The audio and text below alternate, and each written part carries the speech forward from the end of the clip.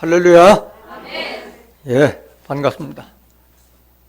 디모데후서 3장 15절에 기록되어 있기를 또 내가 어려서부터 성경을 안 하나니 성경은 능히 너로 하여금 예수 그리스도 안에 있는 믿음으로 말미암아 구원에 이르는 지혜가 있게 하느니라고 기록되어 있습니다. 우리가 교회 나와서 성경 말씀을 듣는 것은 구원에 이르는 지혜를 얻기 위함인 줄 믿습니다. 내 앞에 두 가지 길을 선택해야 될 때가 옵니다. 그때 좋은 길을 택하기 위해서는 두 길의 끝을 알아야 할 줄로 믿습니다. 오늘도 증거되는 말씀을 통해서 여러분들의 선택의 폭이 더욱 넓어지는 복된 시간이 되시길 원합니다. 이 시간 허락하신 하나님 말씀은 계시록 5장 7절부터 10절까지입니다. 봉독해 드리겠습니다. 어린 양이 나와서 보좌에 앉으신 이의 오른손에서 책을 취하시니라. 책을 취하심에 네 생물과 24장로들이 어린 양 앞에 엎드려 각각 검은고와 향이 가득한 금대접을 가졌으니 이 향은 성도의 기도드리라. 새 노래를 노래하여 가로되 책을 가지시고 그 인봉을 떼기에 합당하시도다. 일찍 죽임을 당하사 각 족속과 방언과 백성과 나라 가운데서 사람들을 피로 사서 하나님께 드리시고 저희로 우리 하나님 앞에서 나라와 제사장을 삼으셨으니 저희가 땅에서 왕노릇하리로다 하더라. 계시록 5장 7절부터 10절까지 봉독해 드렸습니다. 봉독해 드린 말씀 통해서 예수의 피로 산 자와 피로 씻은 자, 예수의 피로 산 자와 피로 씻은 자라는 제목으로 말씀을 증거하도록 하겠습니다. 이게 여러분들이 택할 두 가지의 길이에요. 두 가지의 구원이 있는데 한 사람은 예수의 피로 산 자, 다음 한 사람은 예수의 피로 씻은 자. 두 가지 중에 어떤 길을 선택해야 돼요? 산자. 산자라는 것은 알기 때문에 산자지, 알지 못하는 자들은 오늘날 대부분의 기독교 신자들이 예수의 피로 씻어서 구원받겠다고 해서 예수의 피밖에 없는 그 찬송을 열심히 부릅니다. 피로 씻어서 구원받겠다 하는 자들이 대부분이에요. 예수의 피로 산 자가 있다는 사실 자체도 알아요, 몰라요? 모르기 때문에 예수의 피로 씻어서 구원을 받겠다는 걸로 알고 그렇게 찬송 부르고 있는 거예요. 오늘 증거되는 말씀을 통해서 예수의 피로 산 자는 어떤 자들이고 어떤 축복을 받게 되고 예수의 피로 씻어서 구원받는 자들은 어떤 자들이고 그들은 어떤 축복을 받게 되는지 확실하게 깨닫는 시간 되시길 원합니다. 예수의 피는 뭘 상징하고 있어요? 말씀만 상징하고 있어요? 두 가지예요. 예수의 피는 두 가지 의미가 있어요. 말씀을 상징하는 그 피가 있고 예수님의 흘린 피로 우리가 죄와 사망에서 구원을 받은 보혈의 피가 있는 거예요. 두 가지를 확실하게 인식하셔야 돼요. 말씀을 상징하는 피가 있고 예수님께서 십자가의 지심으로 그 피로 말미암아 우리가 율법에 해방되어서 하나님께로 인도함을 받은 그 축복이 있는 거예요.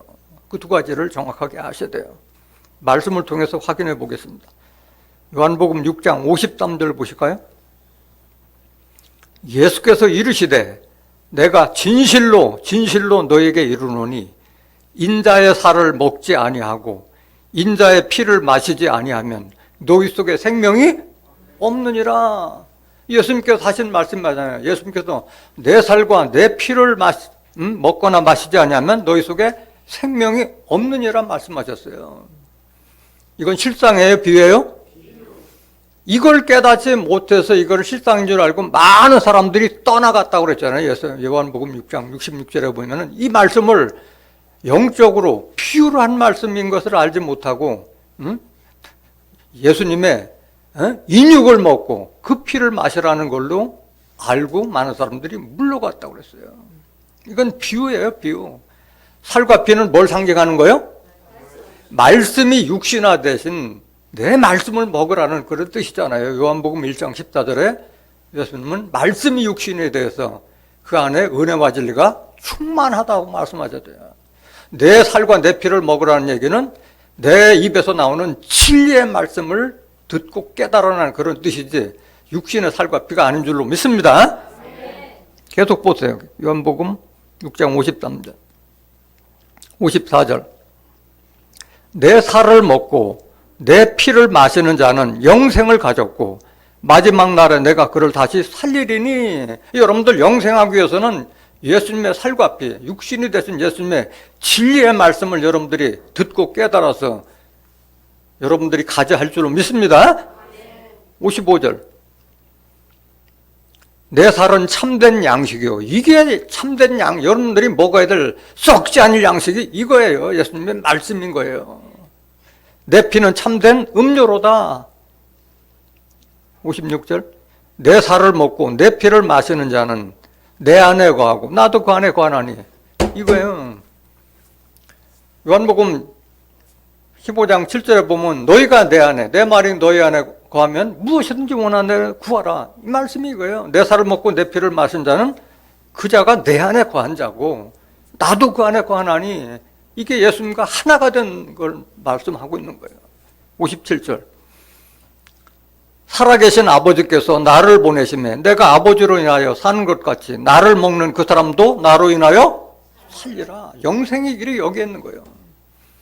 예수님의 증거하신 성경 말씀을 온전히 깨달아서 주 합한 자가 되어서 영생의 축복을 받는 여러분들 되시길 원합니다. 그걸 말하고 있는 거예요. 또 하나의 피는 뭘 상징하느냐? 구약시대에서는 죄를 졌을 때 짐승을 잡아서 피해 제사를 드렸잖아요. 그런데 예수님께서는 자기를 제물로 자기를 죽음으로써 제물로 드려서 우리를 깨끗하게 하고 하나님께로 인도하셨다고 말씀하셨잖아요. 보혈의 피를 상징하고 있는 거예요. 히브리서 9장 13절 보세요. 염소와 황소의 피와 및 암송아지의 재로 부정한 자에게 뿌려 그 육체를 정결케 하여 거룩케 하거든. 이건 율법 시대에 제사를 이렇게 드렸잖아요. 14절 하물며 영원하신 성령으로 말미암아 흠없는 자기를 하나님께 드린 그리스도의 피가, 이게 그리스도의 피의 두 번째 알아야 될 피가요. 성령으로 말미암아 흠없는 자기를, 예수님도 흠없는 거룩한 자가 된 것은 성령을 받았기 때문에요. 요한복음 3장 34절에 보면 하나님이 예수님에게 성령을 한량없이 주셨다고 말씀하신 거예요. 성령으로 말미암아 흠없는 자기 몸을 하나님께 드린 그리스도의 피가 어찌 너의 양심으로 죽은 행실에서 깨끗하게 하고 살아계신 하나님을 섬기게 못하겠느냐, 이 말씀하신 거예요. 그래서 이 보혈의 피의 공로를 깨달은 자가 하나님을 온전히 섬길 수 있는 줄 믿습니다. 15절 한 번 더 볼까요? 15절 이를 인하여 그는 새 언약의 중보니 이는 첫 언약 때 범한 죄를 속하려고 주구사 부르심을 입은 자로 하여금 영원한 기업의 약속을 얻게 하려 하심이니라. 예수께서 피를 흘린 것은 우리가 영원한 기업의 약속을 받기 위함인 줄 믿습니다. 그래서 예수의 피는 새 언약의 중보라고 말씀하셨어요. 첫 언약인 율법을 폐하고 새 언약의 중보가 되신 분이 예수님인 줄 믿습니다. 새 언약이라 하는 것은 히브리서 8장 7절부터 13절까지 기록된 말씀과 같이 첫 언약을 폐하고 새 언약을 약속으로 주셨는데, 그 새 언약은 율법은 돌판에 새긴 십계명에 기록되어 있지만은 새 언약은 하나님의 법을 마음과 생각에 기록되어 있고, 새 언약을 깨달은 자는 작은 자로부터 큰 자까지 다 하나님을 알기 때문에 주를 할 필요가 없다고 말씀하신 자고, 죄에서 다 해방받은 자들인 줄 믿습니다. 같은 말씀 한번 더 보실까요? 이 예수의 피는 보혈의 공로를 상징하고 있다는 그 말씀. 에베소서 2장 12절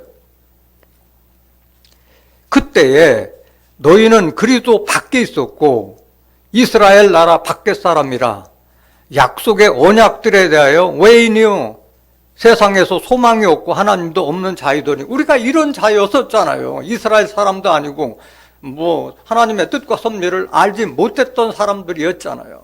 13절, 이제는 전에 멀리 있던 너희가 그리스도 예수 안에서 그리스도의 피로 가까워졌느니라. 그리스도의 피로 누구하고 가까워진 거예요?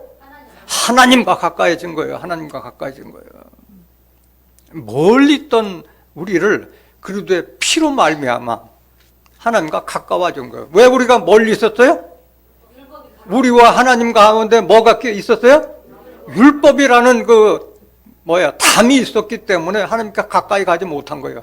그걸 재버렸다는 거예요. 14절, 그는 우리의 화평이신지라 둘로 하나를 만드사 중간에 막힌 담을 허시고, 중간에 막힌 담이 바로 율법인 거예요. 15절, 원수된 것 곧 의문에 속한 계명의 율법을 자기 육체로 펴셨으니 이는 이둘로 자기 안에서 한 세 사람을 지어 화평하게 하시고. 그래서 율법은 우리와 하나님 사이를 가로막는 담과 같은 거고 원수와 같은 존재라는 거예요. 또 의문이라고 하는 것은 이미 지나간 법을 말하는 거예요. 거동의 자, 그럴 문자, 이미 시효가 지난 법을 말하는 거예요. 그러니까 율법은 계명의, 육체에 상관된 계명의 법을 쫓는 것이 율법인 거예요. 율법을 지켜서 의롭다 할 육체가 있다 없다? 없다 말씀하셨어요. 갈라디아서 2장 16절에 율법으로는 우리를 의롭게 할 수 있고 구원을 얻을 수 있는 것이 그런 법이 아닌 거예요.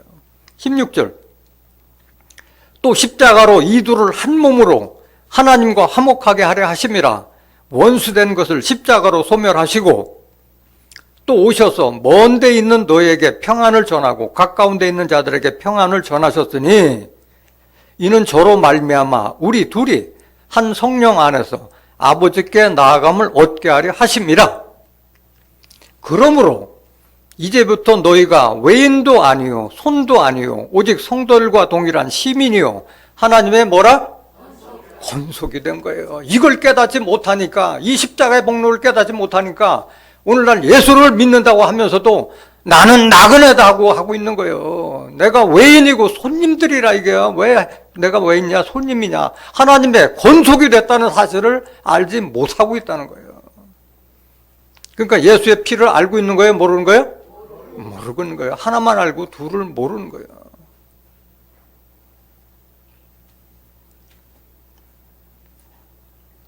오늘 본문 말씀 보시겠습니다. 예수의 피가 두 가지의 의미를 상징하고 있다는 것을 확실하게 여러분들이 깨달은 줄 믿습니다. 어린 양이 나와서 보좌에 앉으신 이의 오른손에서 책을 취하시니라. 오늘 본문 말씀은 계시록 5장 1절부터 증거해야 되는데 본문 말씀을 짧게 잡은 거예요. 어린 양이 나와서 보좌에 앉으신 이의 오른손에서 책을 취하시니라 말씀하셨어요. 어린 양은 예수님을 상징하고 있고 보좌에 앉으시는 누구예요? 하나님의 오른손에서 책을 취하시니라. 1절부터 보시겠습니다. 계시록 5장 1절. 내가 보매 보좌에 앉으신 이의 오른손에 책이 있으니 안팎으로 썼고 7인으로 봉하였더라 라고 기록되어 있어요. 보좌에 앉으신 하나님의 오른손에 책이 있는데 안팎으로 썼고 7인으로 봉하였다고 말씀하셨어요. 여기 안팎으로 썼다는 말이 뭐예요? 이거 다 비유잖아요. 안팎으로 썼다는 것은 겉으로 기록된 말씀이 있고 속으로 기록된 말씀이 있는 거예요. 언중유골이라고 말 속에 뼈가 있다고 말씀하신 거예요. 계시록 1장 3절 한번 보세요. 안팎으로 썼다는 말이 뭐냐? 이 예언의 말씀을 읽는 자와 듣는 자들과 그 가운데 기록하는 것을 지키는 자들이 복이 있나니 때가 가까움이라. 여기 보면 가운데 기록한 것이라고 되어 있어요. 가운데면 성경 가운데를 말하는 것이 아니라 그 말 안에 상징하는 의미가 있다는 뜻인 줄로 믿습니다. 그래서 겉으로 기록된, 밖으로 기록된 말씀은 비유의 말씀이고 안으로 기록된 말씀은 실상인 줄 믿습니다. 요한복음 16장 25절에 보면은 때가 이르면 다시는 비사로 이르지 않고 아버지에 대한 것을 밝히 이루리라 말씀하셨던 것과 마찬가지로 비의 말씀을 실상으로 기록된 것이 안으로 기록된 말씀인 줄 믿습니다. 안팎으로 기록된 것은 성경은 비유의 말씀이 있고 실상의 말씀이 있다는 그런 뜻인 줄 믿습니다. 일곱 인으로 봉하였다는 것은 계시록은 일곱 인의 심판으로 다 이루어지는 거예요. 그래서 그 계시록은 봉함된 책이기도 하지만은 일곱 인의 심판이 담겨져 있는 그런 책인 줄 믿습니다. 2절 보세요. 또 봄에 힘 있는 천사가 큰 음성으로 외치기를 누가 책을 펴며 그 인을 떼기 합당하냐 하니, 여기엔 섭리가 두 가지가 있는 거예요. 책을 펴고 인을 떼기 합당하냐. 책을 편다는 것은 이 책을 계시록에 기록된 예언의 말씀을 해석해서 알려줘서 구원받을 자를 모으는 그런 섭리를 말하는 거예요. 이거는 책을 편다는 것은 구원의 섭리고 인을 뗀다는 것은 심판인 줄 믿습니다. 이게 구분되는 거예요. 구분되는 거예요. 그건 그 책을 펴고 인을 떼는 건 그 다음에 다시 설명드리겠습니다. 3절 보세요. 하늘 위에나 땅 위에나 땅 아래에 능히 책을 펴거나 보거나 할 리가 없더라. 하나님 오른손에 있는 책을 감히 펼 자가, 편다는 것은 다시 해석해서 알려준다는, 편다는 자가 없고 또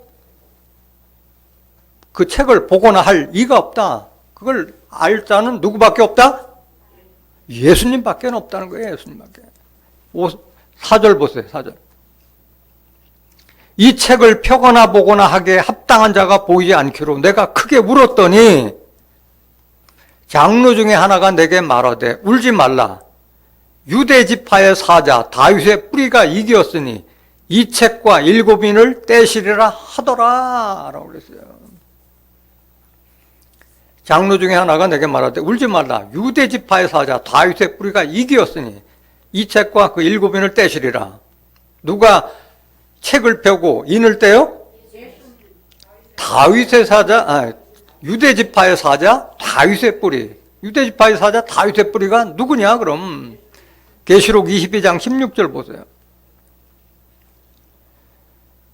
나 예수는 교회들을 위하여 내 사자를 보내어 이것들을 너에게 증거하게 하였노라. 나는 다윗의 뿌리요 자손이니 곧 광명한 새벽별이라 하시더라. 예수님이 다윗의 뿌리인 줄 믿습니다. 유대 지파의 사자 다윗의 뿌리인 예수가 이 하나님 오른손에 있는 책을 펴고 또 인을 떼시는 줄 믿습니다. 인을 뗀다고 하는 것은 책을 펴서 구원의 섭리라고 해서 하나님의 뜻을 알려줘서 너는 내 사람이다 하는 식으로 인을 치는 것을 말하고 있는 거예요. 그 자들이 어떤 자들이냐? 계시록 7장 1절부터 한번 보세요. 이 일 후에 내가 네 천사가 땅 네 모퉁이에 선 것을 보니 땅에 사방의 바람을 붙잡아 바람으로 하여금 땅에나 바다에나 각종 나무에 불지 못하게 하더라. 또 보매 다른 천사가 살아계신 하나님의 인을 가지고 해 돋는 데로부터 올라와서 땅과 바다를 해롭게 할 권세를 얻은 네 천사를 향하여 큰 소리로 외쳐 가로되 우리가 우리 하나님의 종들의 이마에 인치기까지 땅이나 바다나 나무나 해하지 말라 하더라. 그러니까 네 바람이 불면은 땅에 있는 자들을 심판하는 심판의 바람을 말하고 있는 거예요. 그래서 바람이 불지 못하게 네 바람을 잡았다는 것은 하나님의 종들의 이마에 인을 치기까지 땅이나 바다나 나무나 해야지 말라 하더라고 말씀하신 거예요. 4절 보세요. 내가 인 맞은 자의 수를 들으니 이스라엘 자손의 각 지파 중에서 인 맞은 자들이 얼마? 14만 4천이니 14만 4천의 이마에 인을 치기까지는 내 바람이 불지 못하도록 막고 있는 거예요. 인 맞은 자들이 어떤 자들이냐? 5절 보세요. 5절. 유다 지파 중에 인 맞은 자가 1만 2천이요. 루벤 지파 중에 1만 2천이요. 갓 지파 중에 1만 2천이요. 아셀 지파 중에 1만 2천이요. 납달리 지파 중에 1만 2천이요. 므낫세 지파 중에 1만 2천이요. 시므온 지파 중에 1만 2천이요. 레위 지파 중에 1만 2천이요. 이사갈 지파 중에 1만 2천이요. 스불론 지파 중에 1만 2천이요. 요삽 지파 중에 1만 2천이요. 베냐민 지파 중에 일 맞은 자가 1만 2천이라. 그렇게 해서 각 지파 중에 1만 2천씩 해서 12지파니까 14만 4천인 줄 믿습니다. 근데 여기에 보면은 야곱의 12아들의 이름이 있는데 그 중에 빠진 자가 누구예요? 예? 단지파가 빠지고 누가 또 빠졌어요? 에브라임이 빠지고 므낫세가 들어갔잖아요. 이것은 창세기 48장에 나왔듯이 요셉의 아들 에브라임과 므낫세 중에 므낫세는 아들 반열에 들어가고 에브라임은 여기서 빠지고 단지파하고 빠져 있는 거예요. 이것은 여러분들이 창세기 48장하고 49장을 한번 읽어보면서 여러분들이 비교하시길 원합니다. 제일 먼저 구원받는 지파가 무슨 지파예요? 유다 지파가 있다는 것을 여러분들이 이미 알고 있듯이 가장 먼저 유다 지파가 구원받는 거예요. 그래서 왜 인을 맞아야 되느냐? 인을 맞지 아니하면은 다 심판을 받기 때문에 인을 맞으라고 한 거예요. 계시록 9장 4절 한번 보세요. 저에게 이르시되 땅에 풀이나 푸른 것이나 각종 수목은 해하지 말고 오직 하나님의 인 맞지 아니한 사람들만 해하라 하시더라. 그 심판받을 때 여기 땅에 풀이나 푸른 것이나 각종 수목은 해하지 말고 오직 이마에 하나님의 인 맞지 아니한 사람들만 해하라 하셨기 때문에 풀이나 푸른 것이나 각종 수목은 뭘 상징하고 있어요? 사람을 상징하고 있는 거예요. 다 사람을 상징하는 거예요. 5절 보세요. 그러나 그들을 죽이지는 못하게 하시고 5달 동안 괴롭게만 하게 하시는데 그 괴롭게 함은 전갈이 사람을 쏠 때 괴롭게 함과 같더라. 그날에는 환난 날에는 사람들이 죽기를 구하여도 얻지 못하고 죽고 싶으나 죽음의 저희를 피하리로다. 이런 극심한 환난이 있는 줄 믿습니다. 그래서 인침을 받으라고 말씀하신 거예요. 그래서 책을 편다는 것은 예수님의 어린 양이 책을 취하심에 그 책의 내용을 알아서 구원의 섭리를 깨달은 자들이 인침받아서 구원 얻게 되는 줄 믿습니다. 인을 뗀다는 것은 뭐냐? 인을 뗀다는 것은 심판인 거예요. 누가 책을 펴면 누가 인을 떼게 합당하냐? 그래서 책을 펴는 것도 어린 양이고 인을 떼는 분도 누구예요? 어린 양이 인을 떼는 거예요. 계시록 6장 1절 보세요.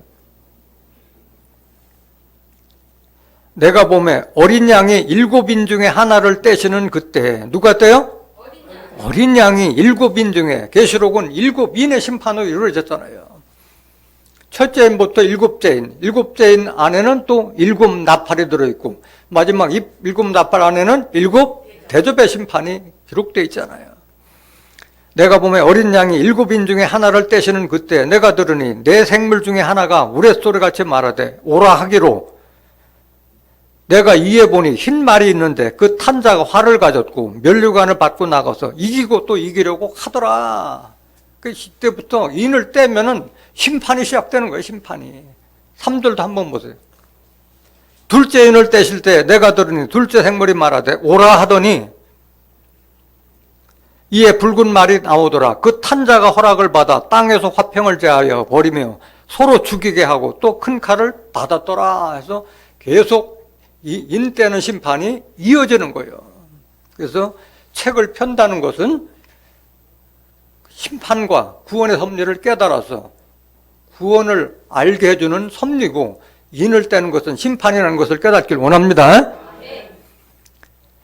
오늘 본문 말씀 보세요. 계시록 5장 7절, 5장 7절.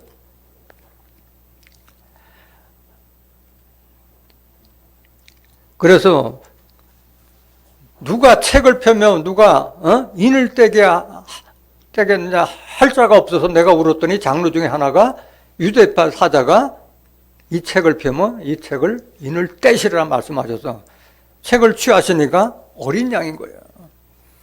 어린 양이 나와서 보좌에 앉으신 이의 오른손에서 책을 취하시니라. 8절 보세요. 책을 취하심에 네 생물과 24장로들이 어린 양 앞에 엎드려 각각 검은고와 향이 가득한 금대접을 가졌으니 이 향은 성도의 기도들이라 말씀하셨어요. 어린 양의 책을 취할 때 네 생물과 24장로들이 어린 양 앞에 엎드려 각각 검은고와 향이 가득한 금대접을 가졌고 이 향은 성도의 기도들이라 했어요. 여기에 어린 양의 보좌에 앉으시는 책을 취할 때 등장하는 네 생물과 24장로들이 어떤 자들이냐? 이는 하늘 보좌에 함께하는 큰 사명자들을 상징하고 있는 거예요. 계시록 4장 4절 한번 보실까요? 또 보좌에 둘려, 보좌란 것은 하나님 보좌를 말씀하고 있는 거예요. 또 보좌에 둘려 24보좌들이 있고 그 보좌들 위에 24장로들이 흰옷을 입고 머리에 금면류관을 쓰고 앉았더라. 24보좌에 누가 앉아요? 24장로들이 앉는데 무슨 옷을 입었어요? 흰옷을 입었다는 걸 여러분들이 항상 기억해야 돼요. 구원받을 자는 다 흰옷을 입은 자들이에요. 흰옷을 입지 않으면 구원을 받을 수가 없는 거예요. 머리에 금면류관을 쓰고 앉았더라. 6절. 보좌 앞에 수정과 같은 유리바다가 있고 보좌 가운데와 보좌 주위에 뭐가 있는데? 네 생물이 있는데 앞뒤에 눈이 가득하더라라고 그랬어요. 이 네 생물에 대해서는 정체를 성경에 정확하게 알지 못하면 네 생물을 엉뚱한 신학자들이 풀어가지고 네 생물을 뭐라고 그래요? 미영불소라고 옛날에 그렇게 풀이했던 그런 엉터리 같은 목사들도 있었고, 또 마태복음, 마가복음, 누가복음, 요한복음, 사복음이라 증거하는 그런 자들도 있었는데, 네 생물은 하나님 보좌에 가운데와 밖으로 들락날락할 수 있는 비서진과 같은 그런 엄청난 그 직분을 받은 사명자라는 것을 깨닫기를 원합니다. 보좌 가운데와 보좌 주위에 네 생물이 있는데 앞뒤에 눈이 가득하더라. 눈은 뭘 상징하고 있어요? 선지자. 이사야서 29장 10절에 눈은 선지자를 상징하고 있는 거예요. 그러니까 네 생물 가운데는 장로들 뿐만이 아니라 많은 선지자들을 거느린 자가 네 생물이라는 거예요. 네 생물. 네 생물이라는 것은 이미 오래전에 에스겔 선지자가 예언한 말씀과 같이 에스겔서 10장 15절과 20절에 보면은 그룹을 네 생물로 비유하고 있는 거예요. 그룹. 구약 시대에는 그룹으로 비유했고 실상은 네 생물로 비유한 거예요. 7절 보세요. 네 생물에 대해서. 그 첫째 생물은 뭐 같고? 사자 같고, 둘째 생물은 송아지 같고, 그 셋째 생물은 얼굴이 사람 같고, 그 넷째 생물은 날아가는 독수리 같은데, 다 짐승으로 이렇게 비유했잖아요. 엄청난 강한 자로 비유한 거예요. 첫째 생물은 사자같이 힘있고 강한 자예요. 둘째 생물은 송아지 같고, 모든 것의 번제물을 다 송아지나 소로 드렸잖아요. 희생양을 상징하고 있는 거예요. 셋째 생물은 얼굴이 사람 같고, 사람 같은데 사람이냐 신이 할 정도로 신과 같은 사람을 말하고 있는 거예요. 그 넷째 생물은 날아가는 독수리 같은데, 날아가는 독수리는 하늘의 제왕은 독수리잖아요. 먼 곳까지 다 내려다보고, 또 날아가는 독수리가 화가 있을 것을 예언했듯이 미래까지도 다 알고 있는 자가 독수리의 사명자를 상징하고 있는 거예요. 8절 보세요. 네 생물이 각각 6날개가 있고 그 안과 주위에 눈이 가득하더라.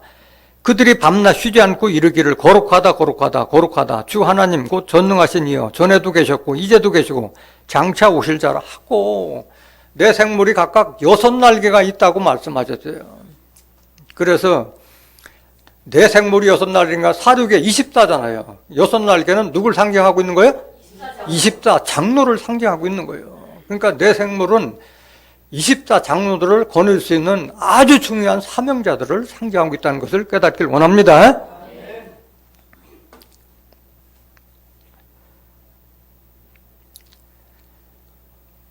오늘 본문 말씀 다시 한번 계시록 5장 8절. 책을 취하심에 네 생물과 24장로들이 어린 양 앞에 엎드려 각각 검은고와 향이 가득한 금대접을 가졌으니 이 향은 형도의 기도리라 기록되어 있어요. 네 생물과 24장로들은 뭘 가졌어요? 검은고와 금대접을, 기도를 담은 금대접을 가진 거예요. 그러니까 이들은 뭘 상징하느냐? 제사장의 사명을 감당할 수 있는 자들이기 때문에 이 말씀하는 거예요. 검은고라고 하는 것은 악기를 연주할 때 검은고가 악기잖아요. 이것은 검은고라고 하는 것은 하나님의 말씀을 연주할 수 있는 그런 능력을 가진 것을 검은고로 비유하고 있는 거예요.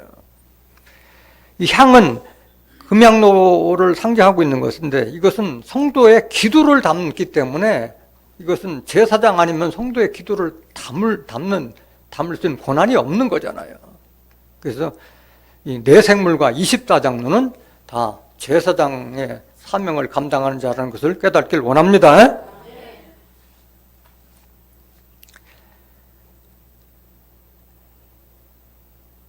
이 기도는 뭘 상징하느냐? 이 기도는 나중에 제단 앞에 있는 금단에 있는 숯불하고 합해져서 땅에 쏟으면은 바벨론을 심판하는 무기로 바뀌는 거예요. 계시록 8장 3절 한번 보시겠습니다. 성도의 기도들이 어떤 역할을 하게 되는 건지. 또 다른 천사가 와서 제단 곁에 서서 금 향로를 가지고 많은 향을 받았으니 이는 모든 성도의 기도들과 합하여 보좌 앞 금단에 드리고자 함이라. 향연이 성도의 기도와 함께 천사의 손으로부터 하나님 앞으로 올라가는지라. 천사가 향로를 가지고 단 위에 불을 담아다가 땅에 쏟음에 내성과 음성과 번개와 지진이 나더라. 그래서 기도와 금단의 위에 있는 불을 담아다가 땅에 쏟으니까 뇌성과 음성과 번개와 지진이 나더라 그러는데 뇌성과 음성과 번개와 지진이 뭐에 쓰기 위해서 이게 필요하냐? 바벨론을 심판하는 무기가 되는 거예요. 계시록 16장 17절 한번 보세요. 일곱째가 그 대접을 공기 가운데 쏟음에 이것이 마지막 심판이잖아요. 일곱째가 그 대접을 공기 가운데 쏟는다는 것은 일곱 대접의 심판인 줄 믿습니다. 그 대접을 공기 가운데 쏟으니까 감히 살아날 자들이 없는 거지. 일곱째가 그 대접을 공기 가운데 쏟음에 큰 음성이 성전에서 오자로부터 나서 가로되 되었다 하니 뭐가 되었느냐? 번개와 음성과 내성이 있고 또 큰 지진이 있어. 어찌 큰지 사람이 땅에 있어 오므로 이같이 큰 지진이 없었더라. 그 번개, 음성, 내성이 왜 바라느냐? 19절. 큰 성이 세 갈로로 갈라지고 만국의 성들도 무너지니 큰 성 바벨론이 하나님 앞에 기억하신 바 되어 그의 맹렬한 진노의 포도주 잔을 받음에. 그러니까 큰 성 바벨론을 심판한 무기가 번개와 음성과 뇌성과 지진이 나온 거예요. 20절. 각 섬도 없어지고 산악도 간데 없더라. 그래서 성도들의 기도가 금단에 있는 숯불과 같이 합해져서 땅에 쏟을 때 이렇게 바벨론을 심판하는 무기로 바뀌는 줄 믿습니다. 그런 권세를 누가 가졌어요? 네 생물과 24장로들이 가진 거예요. 오늘 본문 말씀 계시록 5장 9절 보세요.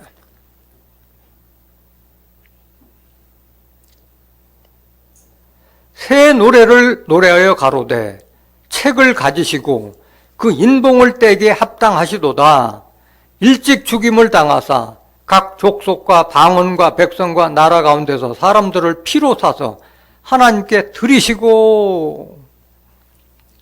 여기 보면은 새 노래를 노래하는 것은 검은고가 이거 새 노래를 연주하는 걸로 지금 비유하고 있는 거예요. 책을 가지시고 인봉을 떼기 합당하시도다. 누가 책을 가지고 누가 인봉을 떼요? 예수님. 어린 양 예수님이 책을 가지시고 인봉을 떼기 합당하시도다. 일찍 죽임을 당하사 각 족속과 방언과 백성과 나라 가운데서 사람들을 피로 사서, 여기에 피로 산 자가 나오는 거예요. 그러니까 세계 만국에서 다 피로 산 자들이 나올 수 있는 거예요. 각 족속과 방언과 백성과 나라 가운데서 사람들을 피로 사서 누구에게 드리시고? 하나님께 드리시고. 왜 하나님께 드리느냐? 10절. 저희로 우리 하나님 앞에서 나라와 제사장을 삼으셨으니 저희가 땅에서 왕노릇 하리로다 하더라. 그 피로 산 자는 뭘 삼기 위해서 피로 산 거예요? 하나님 앞에서 나라와 제사장을 삼기 위해서 피로 산 줄로 믿습니다. 그렇기 때문에 피로 산 자는 엄청난 축복을 받는 거예요. 하나님 앞에서 하나님 나라가 이루어질 때 그 나라를 다스리는 왕노릇할 그런 제사장을 삼기 위해서 택하신 줄로 믿습니다. 그래서 이렇게 제사장을 삼을 자들은 다 죄에서 해방받은 자들이에요. 죄인이라고 하는 자들은 결단코 이 제사장이 될 수가 없는 거예요. 그러니까 보혈의 공로의 피를 깨달은 자들이 제사장이 될 수 있는 것이지, 보혈의 공로를 깨닫지 못한 자들은 제사장이 될 수가 없는 거예요. 계시록 1장 4절 보세요.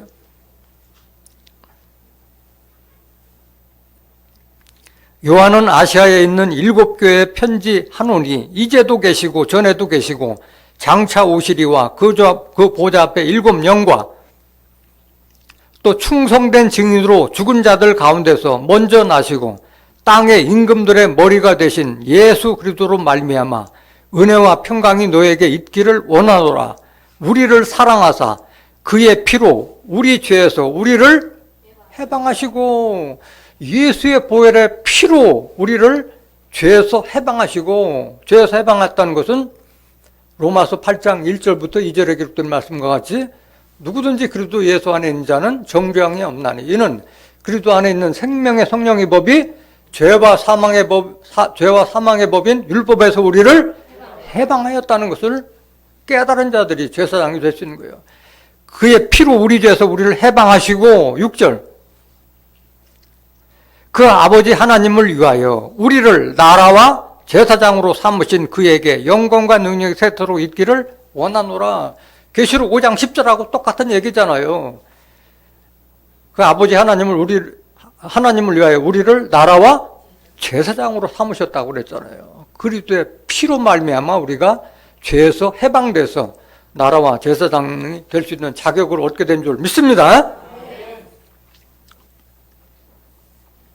보혈의 공로를 알아야 돼요. 그래서 히브리서 10장 11절 한번 보세요. 제사장마다 매일 서서 섬기며 자주 같은 제사를 드리되 이 제사는 언제든지 죄를 없게 하지 못하거니와. 여기에 나오는 제사장은 무슨 제사장이에요? 율법을 쫓는, 아론의 반차를 쫓는 제사장들을 상징하고 있는 거예요. 12절. 오직 그리스도는 죄를 위하여 한 영원한 제사를 드리시고 하나님 우편에 앉으사. 예수님께서는 우리의 죄를 위하여 영원한 제사를 드렸기 때문에 다시 죄를 위한 제사를 드릴 필요가 있어요? 없어요? 없는 거예요. 영원한 제사를 드린 거예요. 예수님께서는. 13절 보세요. 그 후에 자기 원수들로 자기 발등상이 되게 하실 때까지 기다리시나니 저가 한 제물로 거룩하게 된 자들을 영원히 온전케 하셨느니라. 온전케 된 자들이 제사장까지 될 수가 있는 거예요. 계속 보세요. 15절. 또한 성령이 우리에게 증거하시되 주께서 가라사대 그날 후로는 저희와 세울 언약이 이것이라 하시고 내 법을 저희 마음에 두고 저희 생각에 기록하리라 하신 후에 또 저희 죄와 저의 불법을 내가 다시 기억지 아니하리라 하셨으니. 18절. 이것을 사하셨은즉 다시 죄를 위하여 제사 드릴 것이 없느니라. 그 죄에서 완전히 해방됐다는 것을 믿은 자들이 제사장까지 될 수 있는 줄 믿습니다. 그런데 오늘날 실상은 어때요? 매일 죄를 위한 제사를 지금도 드리고 있잖아요. 탄생했는 저의 죄뿐만이 아니라 이 백성들의 죄를 사하여 주옵소서 하고 매일 새벽마다 기도하고 그거 하고 있잖아. 하지 말라고 했는데도. 히브리서 7장 27절에도 다시는 죄를 위하여 제사 드리지 말라고 했는데도 계속 그걸 하고 있잖아요. 이 예수님의 보혈의 공로로 인해서 우리가 죄에서 완전히 해방됐다는 것을 모르기 때문에 그러고 있는 거예요. 그래서 여기 죄에서 해방된 자들은 율법을 믿는 자요? 새 언약을 믿는 자요? 다 새 언약을 믿는 자들이잖아요. 앞에도 기록됐지만 내 법을 마음과 생각에 하나님의 법을 두라고 말씀하셨잖아요. 히브리서 8장 6절 한번 더 보세요. 그러나 이제 그가 더 아름다운 직분을 얻으셨으니 이는 더 좋은 언약, 더 좋은 약속으로 세우신 더 좋은 언약의 중보시라. 히브리서 9장 15절에도 예수님은 새 언약의 중보가 되셨다고 말씀하셨잖아요. 예수님은 좋은 언약의 중보시라 말씀하신 거예요. 7절 보세요. 저 첫 언약이 무음하였다면 둘째 것을 요구할 일이 없었으려니와. 저 첫 언약은 뭘 상징하고 있는 거예요? 율법은 흠이 많았다 이거야. 저희를 허물하여 일렀으되 주께서 가라사대 볼지어다 날이 이르리니 내가 이스라엘 집과 유다 집으로 새 언약을 세우리라. 그러니까 오늘날 죄인이라고 하는 자들은 새 언약을 알아요 몰라요? 모르기 때문에 그러고 있는 거예요. 9절 보세요. 또 주께서 가라사대 내가 저의 열조들의 손을 잡고 애굽 땅에서 인도하여 내던 날에 저희와 세운 언약과 같지 아니하도다. 그때 세운 언약이 뭐예요? 율법이잖아요. 율법. 저희는 내 언약 안에 머물러 있지 아니하므로 내가 저희를 돌아보지 아니하였노라. 또 주께서 가라사대 그날 후에 내가 이스라엘 집으로 세울 언약이 이것이니 내 법을 저희 생각에 두고 저희 마음에 이것을 기록하리라. 나는 저에게 하나님이 되고 저희는 내게 백성이 되리라. 하나님의 백성은 누가 하나님의 백성이 되는 거예요? 율법 아래 있는 자예요? 아니면 새 언약에 있는 자예요? 새 언약 안에 있는 자가 하나님 백성이 되는 거예요. 11절 보세요. 또 각각 자기 나라 사람과 각각 자기 형제를 가르쳐 이르기를 주를 알라 하지 아니할 것은 저희가 작은 자로부터 큰 자까지 다 나를 알미니라. 새 언약에 머물러 있는 자들은 창세기부터 계시록까지 기록된 하나님의 뜻과 섭리를 다 아는 줄로 믿습니다. 그래서 계시록 5장 10절 다시 한번 보세요.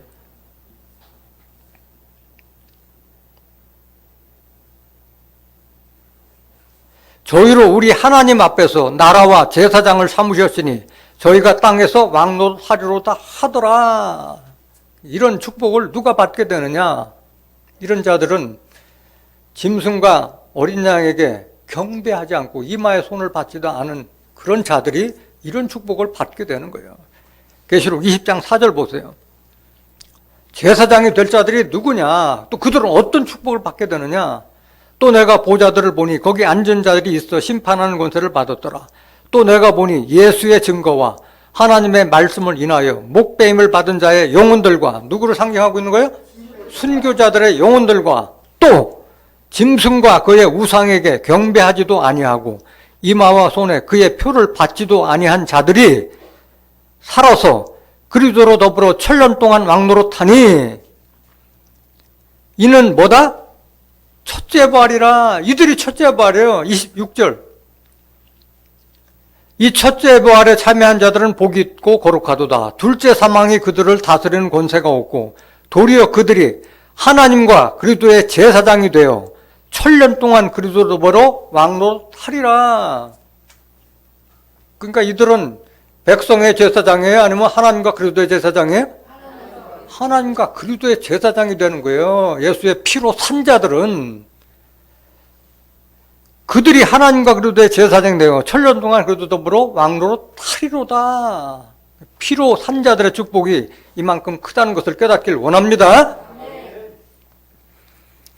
이들은 과연 어떤 자들이냐? 이들은 아까 책을 피는 역사는 인치는 역사라고 그랬어요. 구원의 섭리라고 그랬어요. 이들은 이 첫째 부활에 참여할 수 있는 자들은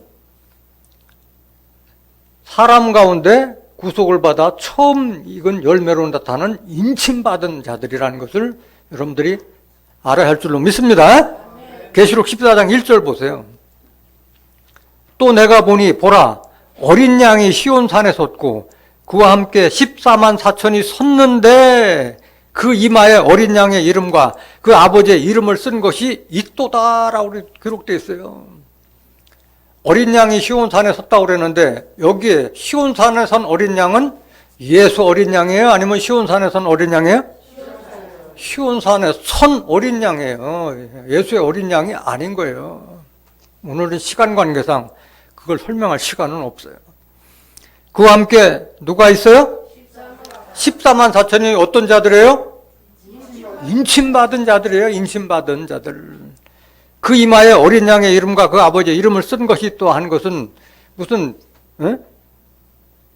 그 인위적으로 찍은 도장이 아니라 머릿속에 하나님과 예수님을 온전히 모신 자라는 뜻인 줄로 믿습니다. 너는 내 사람이다. 너는 하나님의 사람이다. 너는 그리스도의 사람이다 하는 인정받은 자들이라는 거예요. 이들이. 3절 보세요. 3절. 저희가 보좌와 내 생물과 장로들 앞에서 새 노래를 부르니 땅에서 구속함을 얻은 14만 4천인 밖에는 능히 이 노래를 배울 자가 없더라. 아까 내 생물과 24장로가 뭘 가졌어요? 검은 고와 금양로를 가졌다고 그러잖아요. 검은 고가 여기에 필요한 거예요. 하나님의 말씀을 입만 열으면 계속 이야기하는 거를 노래를 부른다 하는 거잖아요. 새멀쌈을 새 노래라고 비유한 거예요. 그러니까 내 생물과 24장로를 통해서 새 노래를 배우게 되기 때문에 14만 4천인도 다 새 노래를 부르는 자들인 줄 믿습니다. 하나님의 말씀을 다 증거할 수 있는 자라는 거예요. 저희가 보좌와 내 생물과 장로들 앞에서 새 노래를 부르니 땅에서 구속함을 얻은 14만 4천인 밖에는 능히 이 노래를 배울 자가 없더라. 많아요, 적어요? 적은 수의 구원이잖아요. 70억 인구 중에 새 노래를 부를 자는 14만 4천인 밖에 없는 거예요. 4절 보세요. 이 사람들은 여자로 더불어 더럽히지 아니하고 정절이 있는 자라 어린 양이 어디로 인도하든지 따라가는 자며 사람 가운데서 구속을 받아 처음 익은 열매로 하나님과 어린 양에게 속한 자들이니 그 입에 거짓말이 없고 흠이 없는 자들이더라라고 기록되어 있어요. 그래서 피로 산 자들은 하나님과 그리스도의 제사장에서 천년 동안 왕노릇하고 이들은 인침받아서 새 노래를 부르고 하나님께 구속함을 받은 사람 가운데 천열매라는 것을 깨닫기를 원합니다. 그러면 구원받을 자들이 14만 4천인 밖에 없느냐? 아니에요. 구원받을 자들은 또 많이 있어요. 그런데 나라와 제사장을 삼아서 왕노릇할 자들은 14만 4천인인 줄 믿습니다. 나머지의 구원은 어떻게 되느냐? 피로 산 자의 구원이 나머지의 구원인 거예요. 계시록 7장 9절 보세요. 계시록 7장 9절.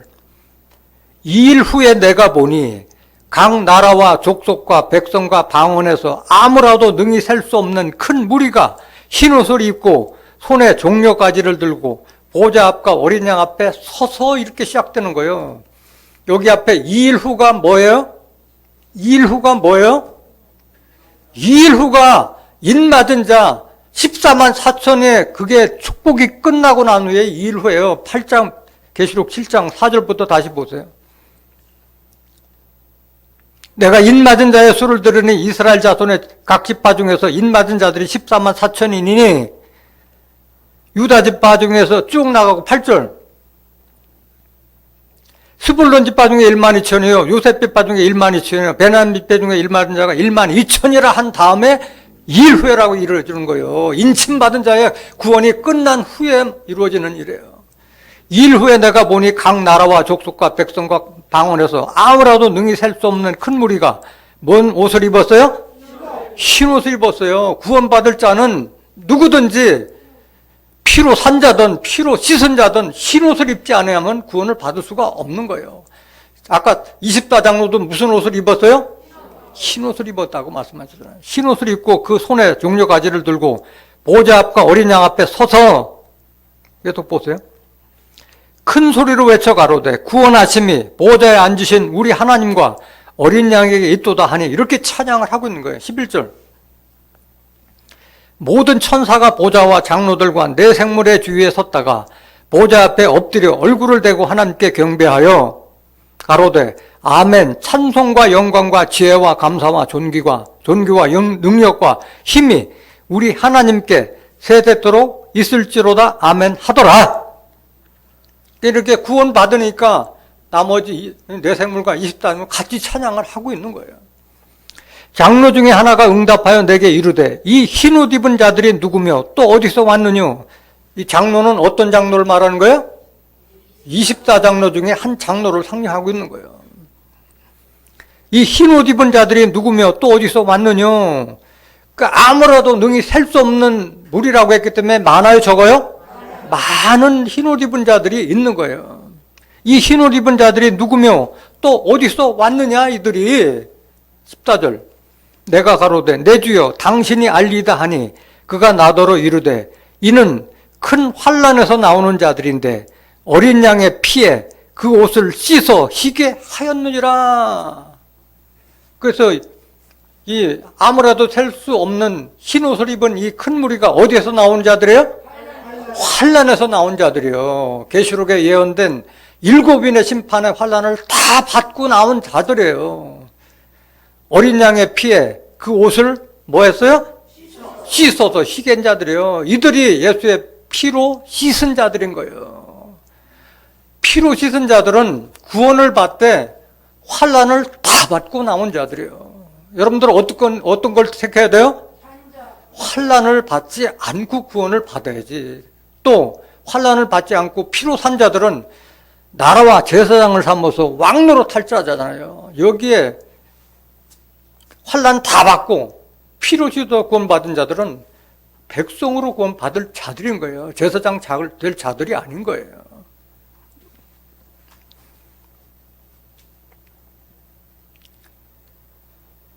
흰옷이 중요한 건데, 흰옷은 말씀을 상징하고 있는 거잖아요. 흰옷을 입지 아니하면 피로 산 자나 피로 씻은 자나 구원받지 못해요. 흰옷이 얼마만큼 중요하냐. 계시록 3장 18절 한번 보세요. 내가 너를 원하노니 내게서 불로 연단한 금을 사서 부여하게 하고 흰옷을 사서 입어. 뭘 사서 입어? 흰옷을 사서 입어. 벌거벗은 수치를 보이지 않게 하고 안약을 사서 눈에 발라 보게 하라. 불로 연단한 금도 말씀을 상징하고 있는 것고, 흰옷도 말씀을 상징하고 있는 것도, 안약도 다 말씀을 상징하고 있는 줄 믿습니다. 이 흰옷을 입은 자들은 어떤 권세를 갖느냐. 흰옷을 입은 자들은 계시록 3장 4절 한번 보세요.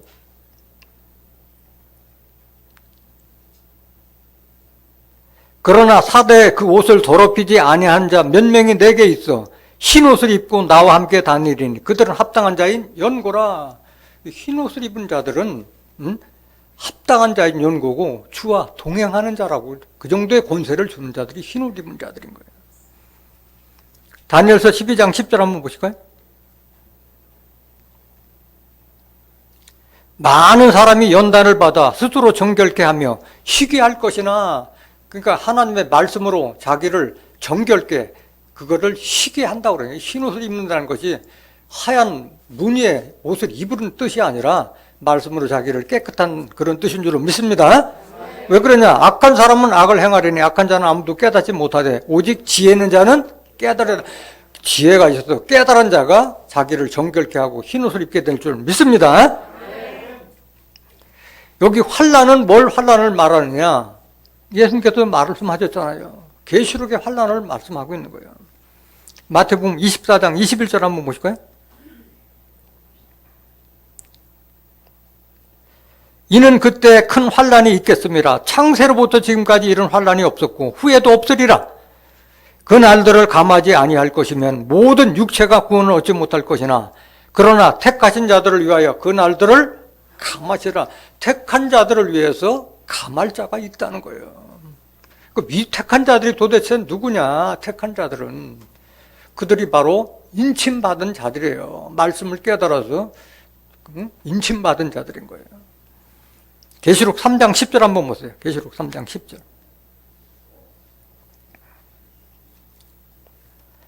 내가 나의 인내의 말씀을 지켰은즉 내가 또한 너를 지키어 시험의 때를 면하게 하리니 이는 장차 온 세상에 임하여 땅에 거하는 자들을 시험할 때라.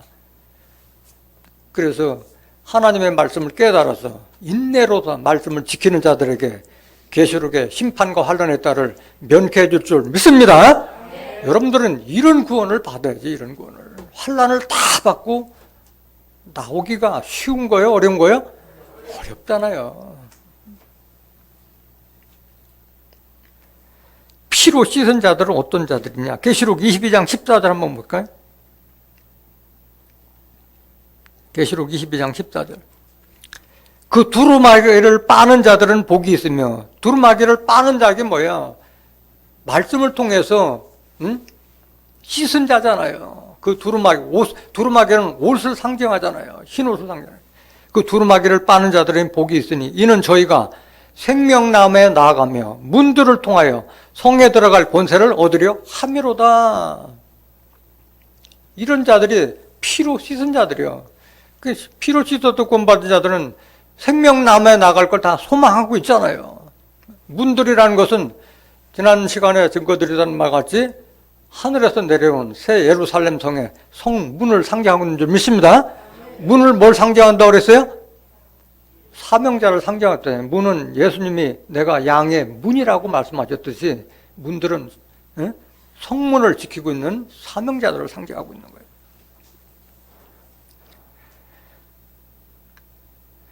그러면 피로 산 자들은 죄에서 해방받았다고 해서 그냥 거저 제사장 되느냐? 그렇지 않은 거예요. 이 섭리를 깨달은 자들은 그리스도로 옷 입어야 할 줄로 믿습니다. 그런 자들이 피로 산 자가 되는 것이지 이 말씀의 섭리만 깨닫다 그대로 제사장 되는 것이 아닌 거예요. 베드로전서 2장 1절 한번 보세요. 그러므로 모든 악독과 모든 괴율과 외식과 시기와 모든 비방하는 말을 버리고 2절 갓난 아이들같이 순전하고 신령한 젖을 사모하라. 이는 이로 말미암아 너희로 구원에 이르도록 자라게 하려 함이라. 그래서 갓난 아이들같이 순전하고 신령한 젖을 사모하라. 여기에 젖은 뭘 상징하고 있는 거예요? 말씀을 상징하고 있잖아요. 이사야서 55장 1절 보세요.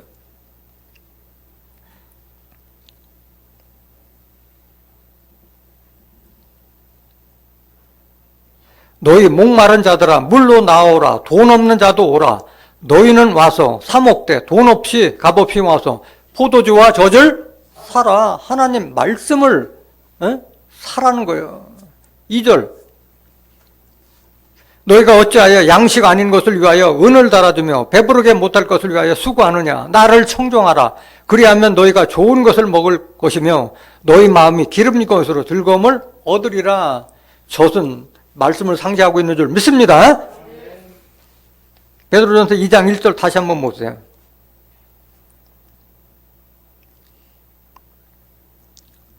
그러므로 모든 악독과 모든 괴율과 외식과 시기와 모든 비방하는 말을 버리라고 하는데 여기에 나오는 그러므로라는 이 뜻이 뭐냐? 그러므로라는 거죠. 베드로전서 1장 18절 한번 보세요. 그러므로라고 하는 것은 여러분들이 왜 제사장이 돼야 되느냐? 그 섭리를 깨달아야 돼요.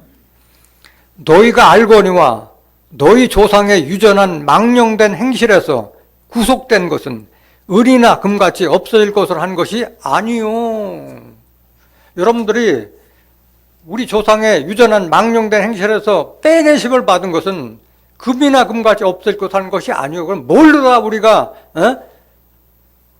그 망령된 행실에서 빼내심을 받았느냐? 19절 오직 흠없고 점없는 어린 양 같은 그리스도의 보배로운 뭘로 한 것이라? 흠없고 점없는 어린 양 같은 그리스도의 보배로운 피로 우리가 망령된 행실에서 구속받은 줄 믿습니다.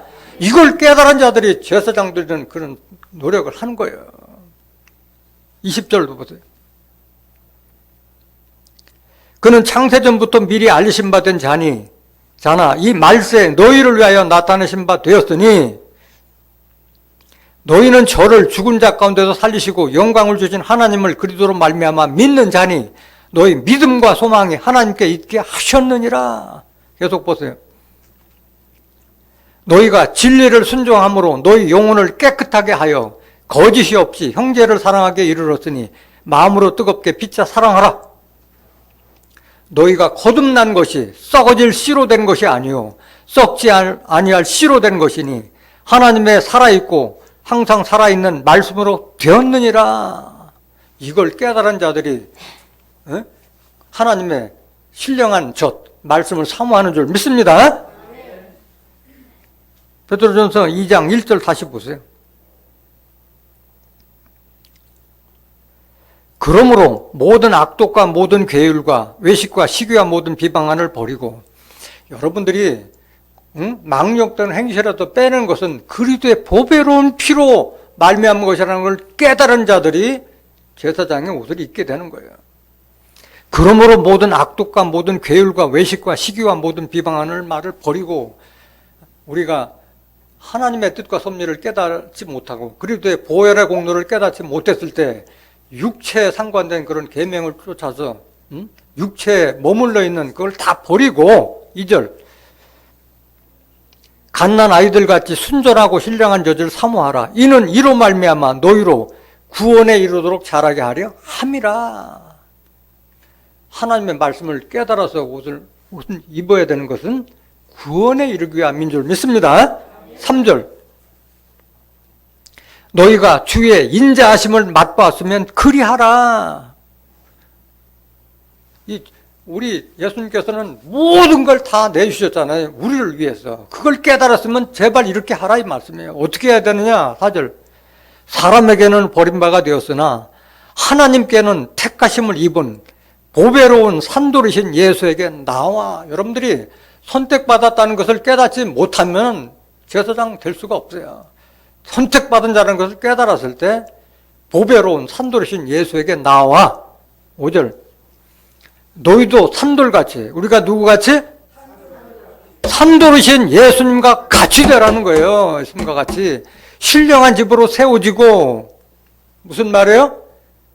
하나님의 온전한 성전을 이루라는 말이잖아요. 예수님께서 온전한 신령한 자가 되신 것 같이 우리가 온전한 하나님의 성전이 되어야 한다는 그런 뜻인 줄 믿습니다.